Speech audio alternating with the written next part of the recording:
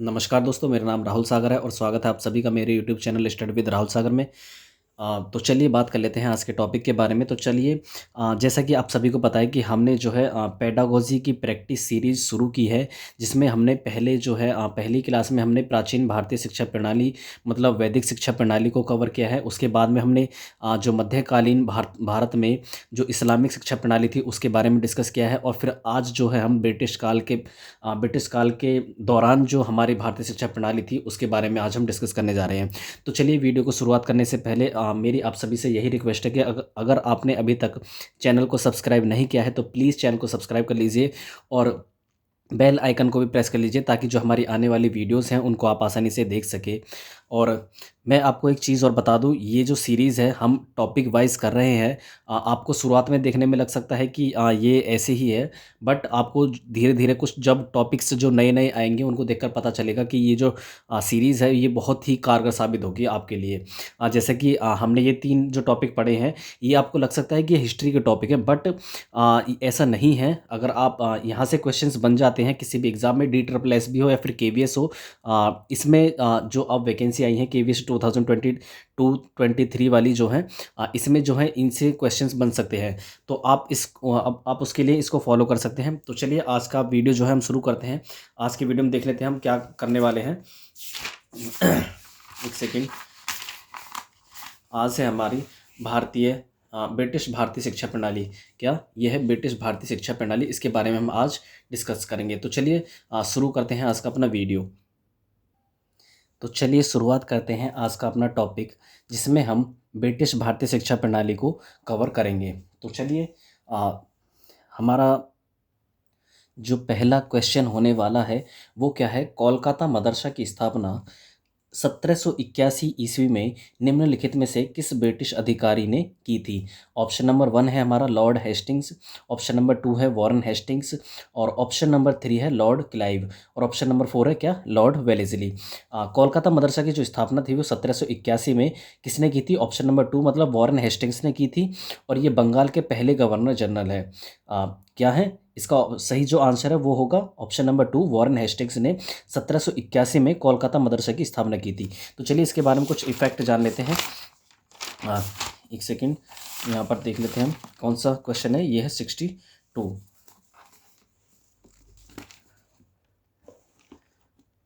आप देख सकते हैं यहाँ पर 1781 में वॉरेन हेस्टिंग्स ने कोलकाता मदरसा स्थापित किया, जिसमें फ़ारसी और अरबी का अध्ययन किया जाता था। कोलकाता बंगाल प्रांत की राजधानी थी। क्या थी? कोलकाता जो था वो बंगाल प्रांत की राजधानी थी, और बंगाल पर अंग्रेज़ों ने सर्वप्रथम अधिकार किया था। बंगाल पर अंग्रेज़ों ने सर्वप्रथम अधिकार किया था, मतलब सबसे पहले जो कब्जा किया था अंग्रेज़ों के द्वारा वो बंगाल पर किया गया था। और 1799 ईस्वी में कोलकाता को शहर के रूप में स्थापना जॉब चार्नक ने 3 गाँवों को मिलाकर की थी। मतलब कि जो कोलकाता बनाया गया था, जो कोलकाता शहर था, उसको 3 गाँवों को मिलाकर के उसकी स्थापना की गई थी। वो 3 गाँव कौन कौन से थे? वो थे सुतानाती, कोलिकाता और गोविंदपुरी। इन तीनों गाँवों को मिलाकर एक शहर बनाया था। क्या था? उसका नाम कोलकाता। ठीक। और वॉरेन हेस्टिंग्स जो थे वो बंगाल के पहले गवर्नर थे। कौन थे? वॉरेन हेस्टिंग्स बंगाल के पहले गवर्नर थे। ठीक। तो यहाँ पर जो हमारा ऑप्शन नंबर 1 है, मतलब ऑप्शन नंबर 2 जो है वॉरेन हेस्टिंग्स, वो यहाँ पर सही आंसर होगा। चलिए बात कर लेते हैं अपने अगले क्वेश्चन की। अगला क्वेश्चन क्या है हमारा? बनारस संस्कृत कॉलेज के संस्थापक निम्नलिखित में से कौन था? ऑप्शन नंबर 1 है हमारा आर्थर डंकन, ऑप्शन नंबर 2 है विलियम जोन्स, ऑप्शन नंबर 3 है चार्ल्स विल्किंसन, और ऑप्शन नंबर 4 है क्या? Saint John. तो बनारस संस्कृत कॉलेज की जो स्थापना थी वो किसके द्वारा की गई थी? वो थे आर्थर डंकन। क्या थे? उनका नाम था क्या? Arthur Duncan. तो आर्थर डंकन के द्वारा जो है वो बनारस संस्कृत कॉलेज की स्थापना की गई थी। तो चलिए इसके बारे में कुछ फैक्ट्स को जान लेते हैं। 63। ये है हमारा इसका ऑप्शन नंबर 1 ठीक है। 1791 में बनारस के ब्रिटिश रेजिडेंट आर्थर डंकन के प्रयत्नों के फलस्वरूप बनारस में एक संस्कृत कॉलेज खोला गया। 1791 में बनारस संस्कृत कॉलेज खोला गया था बनारस में एक, और वो किसके द्वारा? आर्थर डंकन के द्वारा, जिसका उद्देश्य हिंदुओं के धर्म, साहित्य और कानून का अध्ययन और प्रसार करना था। जिसका उद्देश्य क्या था? हिंदू का जो धर्म साहित्य उसको, और उसका जो कानून का अध्ययन था उसको प्रसार मतलब एक तरीके से फैलाना था लोगों के बीच में। आर्थर डंकन की अभिरुचि ब्रिटिश शिक्षा और चिकित्सा में ज़्यादा थी। प्राचीन धर्मशास्त्रों में निबद्ध ज्ञान विज्ञान की जानकारी अंग्रेजों की पहली प्राथमिकता थी। तो यहाँ पर ऑप्शन नंबर जो हमारा क्या है ठीक, यहाँ पर ऑप्शन नंबर ठीक है हमारा कौन सा, आर्थर डंकन, मतलब कि ऑप्शन नंबर 1। ठीक, बात कर लेते हैं अगले क्वेश्चन की। अगला क्वेश्चन है हमारा question number 64। Fort William college की स्थापना 1800 ईस्वी में कोलकाता में किसने की थी? पहला ऑप्शन है हमारा लॉर्ड विलिंगटन, ऑप्शन नंबर 2 है लॉर्ड वेलेस्ली, ऑप्शन नंबर 3 है चार्ल्स विल्किंसन, ऑप्शन नंबर 4 है क्या विलियम जोन्स। तो यहाँ पर जो स्थापना की थी ऑप्शन नंबर 2 जो है वो यहाँ पर करेक्ट आंसर है। मतलब फोर्ट विलियम कॉलेज की स्थापना थी 1800 में लॉर्ड वेलेस्ली के द्वारा की गई थी। किसके द्वारा की गई थी? लॉर्ड वेलेस्ली के द्वारा की गई थी। बात कर लेते हैं अगले क्वेश्चन की। अगला क्वेश्चन हमारा 65। सन 1813 के चार्टर एक्ट में भारतीय शिक्षा एवं विद्या के प्रचार प्रसार के लिए कितने रुपए बजट के रूप में स्वीकृत किए थे? वो थे कितने? 1 लाख रुपए। कितने थे? 1 लाख रुपए 1813 के चार्टर एक्ट में भारतीय शिक्षा एवं विद्या के प्रचार प्रसार के लिए एक बजट बनाया था, और उसमें कितने रुपए स्वीकृत किए गए थे? 1 लाख रुपए।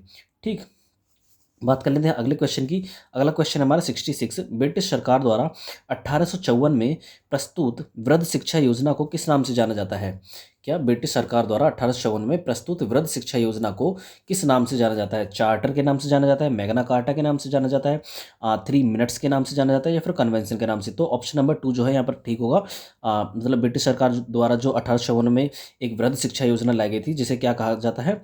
भारतीय शिक्षा का मैग्ना कार्टा कहा जाता है, मैग्ना कार्टा उसे कहा जाता है, फिर या फिर उसे वुड्स डिस्पैच भी कह देते हैं। क्या कह देते हैं? Wood's Despatch. इसके बारे में कुछ जो फैक्ट्स हैं उसके बारे में बात कर लेते हैं। ये है हमारा 66।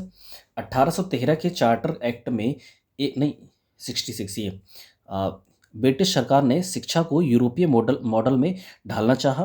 ब्रिटिश सरकार चाहती थी कि जो हमारी भारतीय शिक्षा है वो यूरोपीय मॉडल पर आधारित हो, और उसने 1854 में भारत की भावी शिक्षा के लिए बृहत योजना बनाई, जिसमें अखिल भारतीय आधार पर शिक्षा का एक महा अधिकार पत्र बनाया गया। इसे प्राय भारतीय शिक्षा का मैग्ना कार्टा कहा जाता है। क्या कहा जाता है?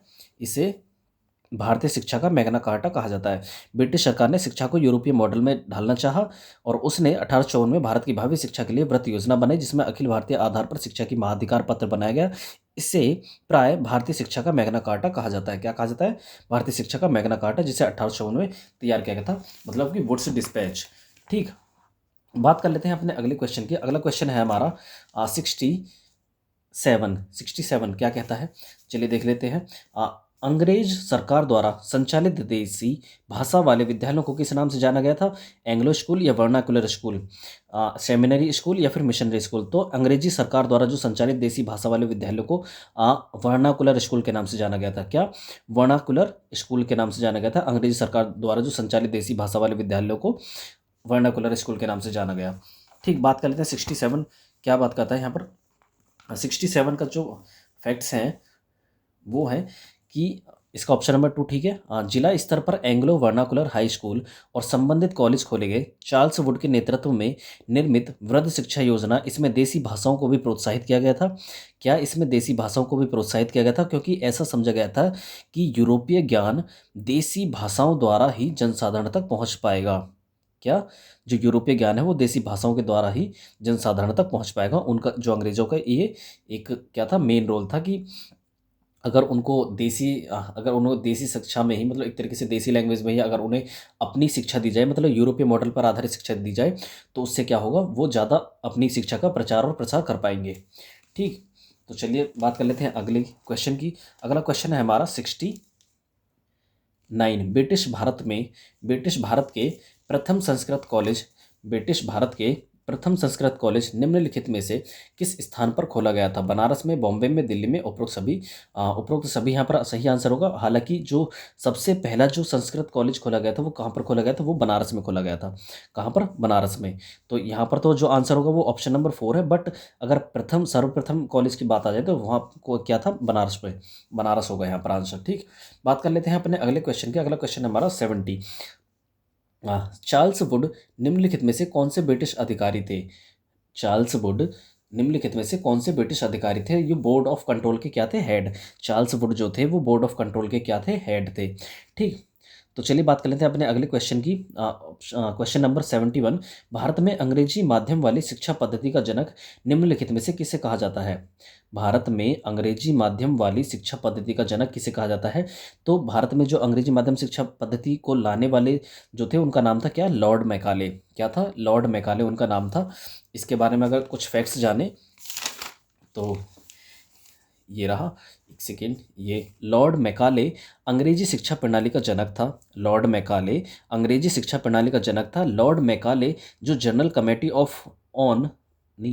कमेटी ऑन पब्लिक इंस्ट्रक्शन का चेयरमैन था, उसने जनवरी 1835 में एक स्मारण पत्र या एक मेमोरेंडम तैयार कर प्रसारित किया। उसने देशज संस्कृत तथा देशज ज्ञान तथा भाषाओं के माध्यम जैसे संस्कृत, अरबी तथा फारसी के विरुद्ध एक निर्णयात्मक आधार लेते हुए इन्हें नकारा और अंग्रेजी भाषा के माध्यम से पाश्चात्य विज्ञान का समर्थन किया।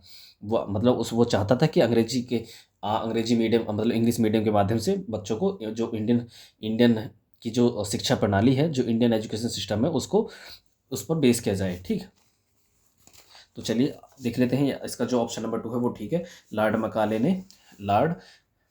ने भारत में अंग्रेजी माध्यम वाली शिक्षा पद्धति का क्या क्या था, मतलब शुरुआत की थी उसकी। ठीक, बात कर लेते हैं अपने अगले क्वेश्चन की। अगला क्वेश्चन क्या है हमारा? अगला क्वेश्चन है 72, निम्नलिखित में से किस वर्ष से भारतीय से शिक्षा का माध्यम अंग्रेजी बना दिया गया?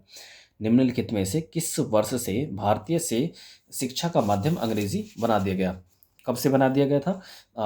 1835 से, 1840 से, 1840 से या फिर 1847 से? तो यहाँ पर क्या है, जो भारतीय शिक्षा का जो माध्यम था वो अंग्रेजी बना दिया गया था, वो 1835 से बना दिया गया था। इसमें जो ऑप्शन नंबर 1 है वो ठीक होगा।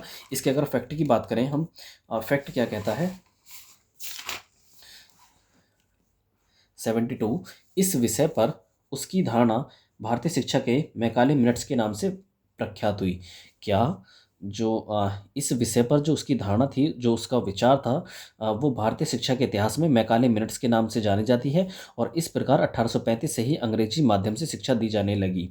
क्या 1835 से ही जब मैकाले मिनट्स ने अपने विचार लॉर्ड मैकाले ने एक तरीके से जब उन्होंने अपने विचार प्रस्तुत किए कि जो इंडियन एजुकेशन सिस्टम है वो इंग्लिश मीडियम होना चाहिए, तो उन्होंने 1835 से ही इसको लागू किया और 1835 से ही अंग्रेजी माध्यम से शिक्षा दी जाने लगी। ठीक, उद्देश्य था भाषा के माध्यम से भारतीयों की संस्कृति की जड़ों को काटना था। मतलब इनका कहना था कि जो अगर हम एजुकेशन ही अगर इंग्लिश में देने लगेंगे तो क्या होगा, जो वो बच्चे हैं, जो उभरने वाले बच्चे हैं, वो क्या होगा, उनके साथ क्या होगा, जो अपनी संस्कृति से वो पिछड़ते चले जाएंगे और वो उन मॉडल्स को, वो उन चीज़ों को एक तरीके से अडॉप्ट करेंगे जो एक यूरोपियन मॉडल पर आधारित थी। ठीक, तो यही था इसका क्या था 72 का जो आंसर था वो था क्या 1835। अगला क्वेश्चन है हमारा 73, निम्नलिखित में से किस गवर्नर जनरल के काल में भारत में अंग्रेजी शिक्षा प्रणाली की शुरुआत हुई? तो लॉर्ड बेंटिंग थे उस समय पर गवर्नर जनरल, जिस समय भारत में अंग्रेजी शिक्षा प्रणाली की शुरुआत हुई। तो लॉर्ड बेंटिंग थे उस समय गवर्नर जनरल। ठीक, बात कर लेते हैं अपने अगले क्वेश्चन की। अगला क्वेश्चन नंबर 74, भारतीय शिक्षा का चार्टर निम्नलिखित में से किस वर्ष जारी किया गया था? भारतीय शिक्षा का जो चार्टर था वो निम्नलिखित में से किस वर्ष जारी किया गया था? 1853 में जारी किया गया था। कब? 1853 में जारी किया गया था। इसके बारे में कुछ फैक्ट जान लेते हैं क्योंकि ये बहुत ही इंपॉर्टेंट क्वेश्चन है। यहाँ से जो वो है क्वेश्चन बन सकता है किसी भी एग्जाम में। ठीक, देख लेते हैं 74 सन 1853 में जब कंपनी चार्टर को नवीनीकरण विचार के लिए ब्रिटिश संसद के सम्मुख आया तो संसद ने भारत में शिक्षा की प्रगति की जांच की और इस जांच के आधार पर की गई टिप्पणियों तथा प्रस्तावित सुधारों के रूप में शिक्षा का चार्टर, जिसे सन 1854 का वुड्स डिस्पैच कहा जाता है, वो जारी किया। इस शिक्षा का जो 1853 का जो चार्टर था, भारतीय शिक्षा का जो चार्टर था 1853 का, उसे क्या कहा जाता है? पहले तो एक तो इसे वुड्स डिस्पैच भी कहा जाता है। 1854 का वुड्स डिस्पैच भी कहा जाता है और 1853 यहाँ पर दिया हुआ है आंसर ऑप्शन नंबर 1। ठीक, बात कर लेते हैं अगले क्वेश्चन की। हमारा अगला क्वेश्चन है 75, भारतीय शिक्षा का मैग्ना कार्टा से संबंध ब्रिटिश शिक्षाविद निम्नलिखित में से कौन है? तो कौन थे? अभी जैसे हमने बताया कि भारतीय शिक्षा का मैग्ना कार्टा किसे कहा जाता है, वो कहा जाता है वुड्स डिस्पैच को, जो 1854 में प्रस्तुत किया गया था और चार्ल्स वुड के द्वारा ये किया गया था। ठीक, इनके द्वारा कौन थे वो ब्रिटिश शिक्षाविद, मतलब वो कौन थे, चार्ल्स वुड थे। ठीक, बात कर लेते हैं अगले क्वेश्चन का। अगला क्वेश्चन क्या कहता है, अगला क्वेश्चन हमारा 76, सन 1857 में किस विद्यालय, मतलब किस विश्वविद्यालय की स्थापना अंग्रेजों ने वुड्स डिस्पैच के आधार पर की।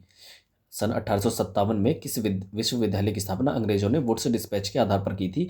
तो ये तीनों विश्वविद्यालय जो हैं ये 1857 में 1854 का जो वुड्स डिस्पैच था जिसके बारे में हम पहले बात कर चुके हैं अभी, उसी के आधार पर की गई थी। कोलकाता विश्वविद्यालय था, एक था मुंबई विश्वविद्यालय और तीसरा था क्या, मद्रास विश्वविद्यालय। ठीक, तो ये तीनों जो विश्वविद्यालय थे वो 1857 में बने थे और इनका जो आधार था वो किसके आधार पर की गई थी, इनकी जो स्थापना थी वो की गई थी वुड्स डिस्पैच के आधार पर, जो 1854 में प्रस्तुत किया गया था। ठीक है, तो इसके बारे में जो है कुछ फैक्ट्स जान लेते हैं। क्या है हमारा क्वेश्चन नंबर 76। प्रथम बार प्रथम बार वुड्स डिस्पैच ने देश के पांचों प्रांतों बंगाल, बॉम्बे, मद्रास, पंजाब तथा नॉर्थ ईस्ट प्रांत में डिपार्टमेंट ऑफ पब्लिक इंस्ट्रक्शन खोले गए। उच्च शिक्षा के लिए समस्त संगठनात्मक व्यवस्था के साथ विश्वविद्यालय खोलने की योजना बनाई गई और इन विश्वविद्यालयों का उद्देश्य परीक्षाओं का संचालन करना तथा विभिन्न विषयों और भाषाओं के सफल विद्यार्थियों को डिग्री प्रदान करना था। इसके फलस्वरूप 1857 में पहले 3 विश्वविद्यालयों की स्थापना की गई थी। ये विश्वविद्यालय कोलकाता, बॉम्बे और तथा मद्रास में खोले गए थे। ठीक, यही यहाँ पर कहता है कि 1857 में जो पहले 3 विश्वविद्यालय थे उनकी स्थापना की गई थी। वो कौन कौन से थे, वो थे कोलकाता, बॉम्बे और मद्रास विश्वविद्यालय।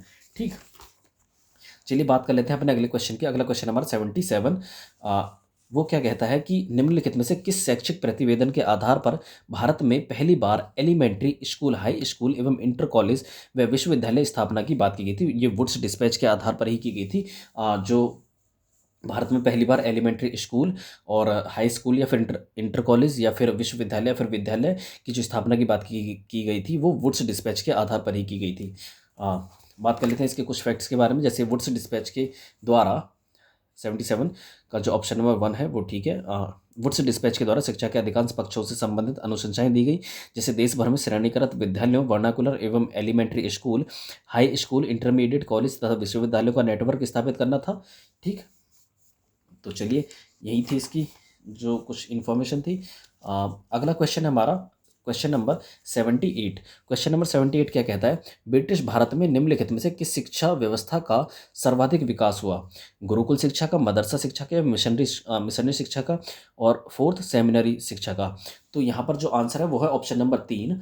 वो क्या है, ऑप्शन नंबर 3, मतलब कि मिशनरी शिक्षा का जो ब्रिटिश काल में मिशनरी शिक्षा का सबसे ज़्यादा जो विकास हुआ था वो मिशनरी शिक्षा का हुआ था।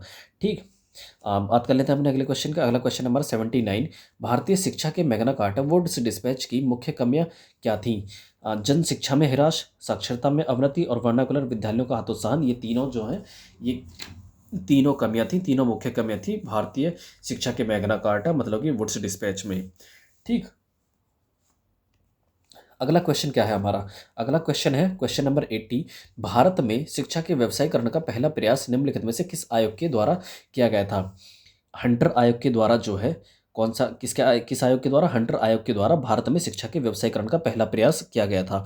ठीक, इसके बारे में कुछ फैक्ट्स जान लेते हैं। क्वेश्चन नंबर 80 क्या कहता है कि शिक्षा का व्यवसायीकरण का जो पहला प्रयास था वो हंटर आयोग द्वारा किया गया था और वुड्स डिस्पैच 1854 की अनुशंसाओं के कार्यान्वयन की जांच करने के लिए सन 1882 में हंटर कमीशन की स्थापना की गई, जिसके कारण विद्यालय शिक्षा को हाई स्कूल में ही स्ट्रीम बनाकर सरल और कारगर बनाने का प्रयास किया गया। ठीक, तो जो शिक्षा का जो व्यवसायीकरण का पहला प्रयास था वो हंटर आयोग के द्वारा किया गया था। ठीक, बात कर लेते हैं अपने अगले क्वेश्चन की। अगला क्वेश्चन क्या कहता है, हंटर आयोग की स्थापना निम्नलिखित में से किस वर्ष की गई थी। तो 1882 में हंटर आयोग बना था। कब बना था, 1882 में हंटर आयोग की स्थापना की गई थी। बात कर लेते हैं अपने अगले क्वेश्चन का। अगला क्वेश्चन क्या है हमारा, अगला क्वेश्चन है 82, निम्नलिखित में से किस वायसराय के काल में विश्वविद्यालय आयोग बनाया गया था। निम्नलिखित में से किस वायसराय के काल में विश्वविद्यालय आयोग बनाया गया था। लॉर्ड कर्जन के, लॉर्ड कॉर्नवालिस के, लॉर्ड कैनिंग के या फिर लॉर्ड एटली के। लॉर्ड कर्जन के काल में विश्वविद्यालय आयोग बनाया गया था, 1904 में बनाया गया था और ये किस लिए बनाया गया था कि विद्यालयों मतलब विश्वविद्यालयों के द्वारा जो विद्यालय हैं या फिर इंटर कॉलेज है या फिर इनके द्वारा जो है इनको मान्यता दी जाए। इसके बारे में कुछ फैक्ट जान लेते हैं। जैसे 82 क्या कहता है, विश्वविद्यालय सेवा आयोग लॉर्ड कर्जन द्वारा सन 1904 में पारित विश्वविद्यालय अधिनियम के अंतर्गत की गई थी इसकी स्थापना, और विद्यालयों को मान्यता विश्वविद्यालयों द्वारा ही दी जाएगी। इस उद्देश्य की पूर्ति के लिए आवश्यक नियम तथा अधिनियम निर्धारित इसी के द्वारा किए गए थे। ठीक, तो यही था इसका ऑप्शन नंबर 2 जो है वो क्या है, वो ठीक है इसका आंसर। बात कर लेते हैं अपने अगले क्वेश्चन की। अगला क्वेश्चन है हमारा 83, शैडलर आयोग की स्थापना निम्नलिखित में से किस वर्ष हुई थी? 1905 में, या फिर 1917 में, या फिर 1906 में, या 1912 में? 1917 में सैडलर आयोग की स्थापना की गई थी। कब की गई थी? 1917 में इसकी स्थापना की गई थी, सैडलर आयोग की। और बात करें हंटर आयोग की, तो हंटर आयोग कब बना था? 1882 में हंटर आयोग की स्थापना की गई थी। और वुड्स डिस्पैच की बात करें तो 1854 में वुड्स डिस्पैच बना था।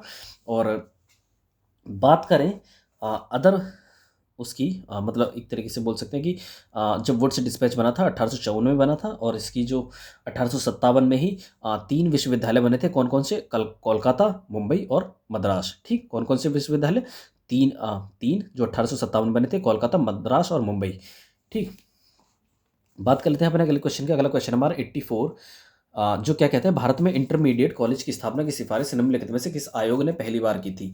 तो सैडलर आयोग ने भारत में इंटरमीडिएट कॉलेज की स्थापना की सिफारिश सैडलर आयोग ने की थी। किसने की थी? सैडलर आयोग ने सबसे पहली बार की थी। ठीक, इसके बारे में कुछ फैक्ट्स जान लेते हैं। 84 क्या कहता है, सैडलर आयोग ने उच्च शिक्षा के लिए इंटरमीडिएट कॉलेजों की स्थापना का सुझाव दिया, जिनमें कला, विज्ञान, चिकित्सा, इंजीनियरिंग, अध्यापन आदि की शिक्षा का प्रावधान था। क्या था? सैडलर आयोग ने उच्च शिक्षा के लिए और इंटरमीडिएट कॉलेजों की स्थापना का सुझाव दिया, जिनमें कला, विज्ञान, चिकित्सा, इंजीनियरिंग, अध्यापन आदि की शिक्षा का प्रावधान था। ठीक, बात कर लेते हैं अपने अगले क्वेश्चन की। अगला क्वेश्चन हमारा 85, board of secondary and senior secondary education की स्थापना किस आयोग की सिफारिश पर की गई थी? तो ये बात जो करता है सेकेंडरी और सीनियर सेकेंडरी एजुकेशन की जो बात करता है वो सैडलर आयोग ही करता है। कौन कौन करता है? सैडलर आयोग ही करता है। और जिसकी स्थापना जो है कब की गई थी? 1970 में, मतलब 1917 में की गई थी इसकी स्थापना। ठीक, बात कर लेते हैं अपने अगले क्वेश्चन का। अगला क्वेश्चन है हमारा 86, मिडिल स्कूल के बाद से ही व्यावसायिक तकनीकी शिक्षा पर जोर देने वाली समिति निम्नलिखित में से कौन सी थी? वो थी हर्टोग समिति। कौन सी समिति थी? वो थी हर्टोग समिति। मतलब मिडिल स्कूल के बाद से ही व्यावसायिक तकनीकी शिक्षा पर जोर देने वाली समिति हर्टोग समिति थी। ठीक, 86 इसका फैक्ट जान लेते हैं। हर्टोग समिति ने यह भी सिफारिश की कि अधिक बच्चे मिडिल स्कूल पास करने के बाद औद्योगिक तथा व्यापारिक क्षेत्रों में भेज दिए जाएं, जहां टेक्निकल तथा औद्योगिक विद्यालयों में उन्हें विशेष शिक्षा के लिए तैयार किया जाए। इस समिति ने अध्यापक शिक्षा तथा माध्यमिक अध्यापकों की सेवा अवस्थाओं की समीक्षा भी की, और विश्वविद्यालय के डिग्री स्तर के पाठ्यक्रमों को 3 वर्ष का कर दिया था। हर्टोग समिति के द्वारा जो है जो विश्वविद्यालय के डिग्री स्तर के पाठ्यक्रमों को 3 वर्ष का कर दिया गया। इसके माध्यम से? हर्टोग समिति के माध्यम से। ठीक, बात कर लेते हैं अगला क्वेश्चन। अगला क्वेश्चन क्या कहता है, सप्रू समिति की नियुक्ति निम्नलिखित में से किस वर्ष की गई थी? जो सप्रू समिति वो थी जो सप्रू समिति थी वो 1934 में बनी थी। ठीक, बात कर लेते हैं अगला क्वेश्चन। अगला क्वेश्चन क्या कहता है, 88, माध्यमिक शिक्षा प्रणाली पर केंद्रित 1934 की महत्वपूर्ण सिफारिशें निम्नलिखित में से किस समिति की थी? तो हर्टोग समिति, वर्धा समिति, या सैडलर आयोग, या फिर सप्रू समिति? तो अगर हम बात करें यहाँ पर हर्टोग समिति की, यहाँ पर हर्टोग समिति की बात करें तो हर्टोग समिति क्या कहते हैं, मिडिल स्कूल के बाद से ही व्यावसायिक तकनीकी शिक्षा पर जोर दिया। किसने? हर्टोग समिति ने। अगर हम सैडलर आयोग की बात करें, जो सैडलर आयोग था वो भारत में इंटरमीडिएट कॉलेजों की स्थापना पर जोर देता था। और बात करें यहाँ पर वर्धा समिति, जिसे हम आगे पढ़ेंगे, और सप्रू समिति की बात करें तो सप्रू समिति के बारे में कुछ फैक्ट्स को जान लेते हैं।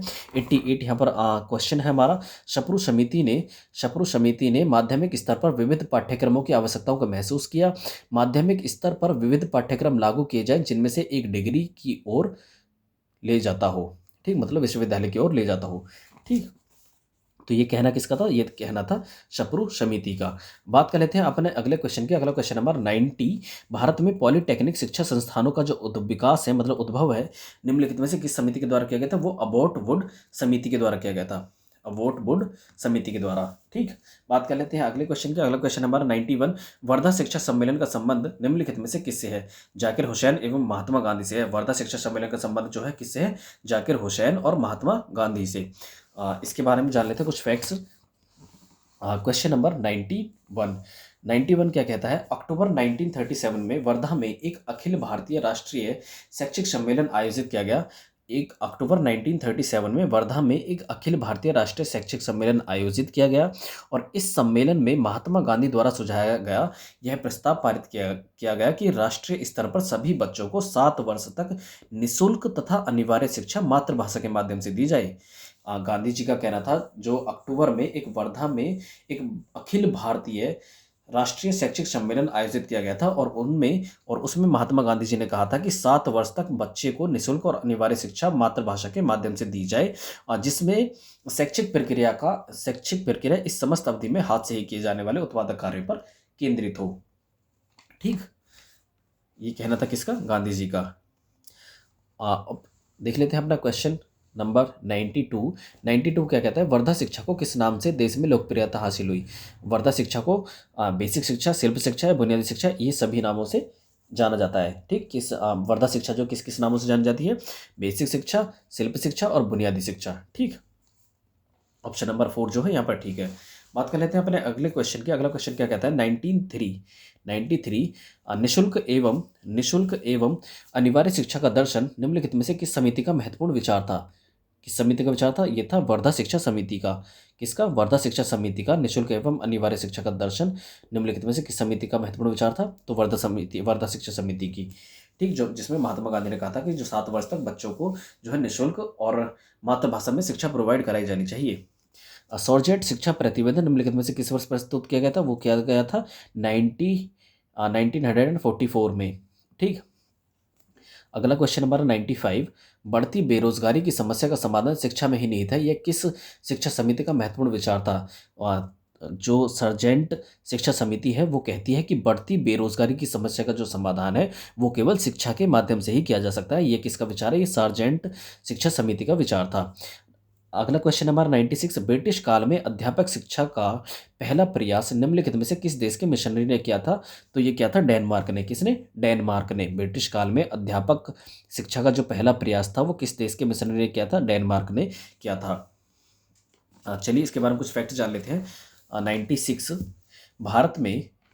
भारत में अध्यापक शिक्षा की औपचारिक व्यवस्था के लिए सर्वप्रथम डेनमार्क की मिशनरियों ने श्रीरामपुर पश्चिम बंगाल में एक औपचारिक प्रशिक्षण केंद्र स्थापित किया। यह मिशनरीज निजी संस्था थी और अध्यापकों के प्रशिक्षण के संबंध में भारत में ये पहला कदम था। मतलब टीचर्स के लिए एजुकेशन का जो सबसे पहला जो विचार रखा था वो किसने रखा था? डेनमार्क के मिशनरियों ने। ठीक, अगला क्वेश्चन देखते हैं अपना 97 क्या कहता है? ब्रिटिश काल में अध्यापक शिक्षा से संबंधित विद्यालयों को निम्नलिखित में से किस नाम से जाना जाता था? तो नॉर्मल स्कूल के नाम से जाना जाता था, जहां पर अध्यापकों को शिक्षा दी जाती थी। ठीक, बात कर लेते हैं अगला क्वेश्चन की। चार्ल्स वुड के घोषणा पत्र में बालिका एवं स्त्री शिक्षा के विकास के लिए निम्नलिखित में से कौन सा साधन अपनाने पर जोर दिया था? सहायता, अनुदान, समुचित प्रशिक्षण, दान प्रोत्साहन और उपरोक्त सभी। तो ये सभी जो है ये सभी साधन थे जिनमें जो चार्ल्स वुड के घोषणा पत्र में बालिका एवं स्त्री शिक्षा के विकास के लिए ये सारे जो विचार थे ये अपनाए गए थे। कौन कौन से? सहायता, अनुदान, समुचित प्रशिक्षण और दान प्रोत्साहन। ठीक, ये सभी। क्वेश्चन नंबर 99 क्या कहता है कि हंटर आयोग ने बालिका शिक्षा के लिए निम्नलिखित में से कौन सा सिफारिश किया था? कन्या नॉर्मल स्कूल, सरल सिलेबस निर्माण या फिर निरीक्षकों की नियुक्ति, मतलब टीचर जो हो फीमेल टीचर्स की। ठीक, तो बात करते हैं ये सभी जो है इसकी सभी की सिफारिश किसने की थी? हंटर आयोग ने की थी। अगला क्वेश्चन है हमारा 100, निम्नलिखित में से किस संस्था ने ब्रिटिश भारत में कन्या गुरुकुल खोलने का क्रांतिकारी कार्य किया था? तो ये किया था आर्य समाज ने। किसने?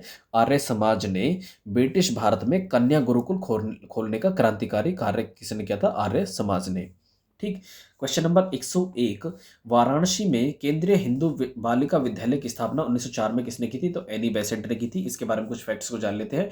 मतलब वाराणसी में केंद्रीय हिंदू बालिका विद्यालय की स्थापना 1904 में किसने की थी? एनी बेसेंट ने। किसने? एनी बेसेंट ने। इसके बारे में कुछ फैक्ट्स जान लेते हैं। 101 क्या कहता है?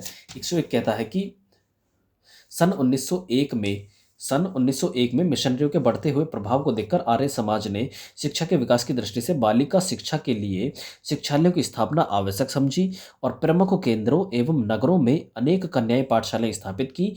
और राष्ट्रीय आंदोलन से प्रभावित होकर आर्य प्रतिनिधि सभा पंजाब के तत्वाधान में हरिद्वार और वृंदावन में लड़कों के गुरुकुलों के साथ साथ कन्या गुरुकुल भी खोले गए।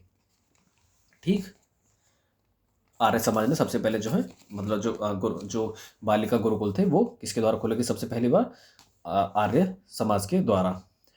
अगला क्वेश्चन है 101। वाराणसी में केंद्रीय हिंदू बालिका विद्यालय की स्थापना 1904 में किसने की थी? तो एनी बेसेंट ने की थी। किसने? एनी बेसेंट ने 1904 में केंद्रीय हिंदू बालिका विद्यालय की स्थापना। बात कर लेते हैं अपना अगला क्वेश्चन क्या है? ब्रिटिश भारत में अनिवार्य शिक्षा की मांग सर्वप्रथम किसने किया था? तो किसने किया था? गोपाल कृष्ण गोखले ने। किसने? गोपाल कृष्ण गोखले ने ब्रिटिश भारत में अनिवार्य शिक्षा की मांग सर्वप्रथम रखने वाले जो व्यक्ति थे वो कौन थे? गोपाल कृष्ण गोखले थे।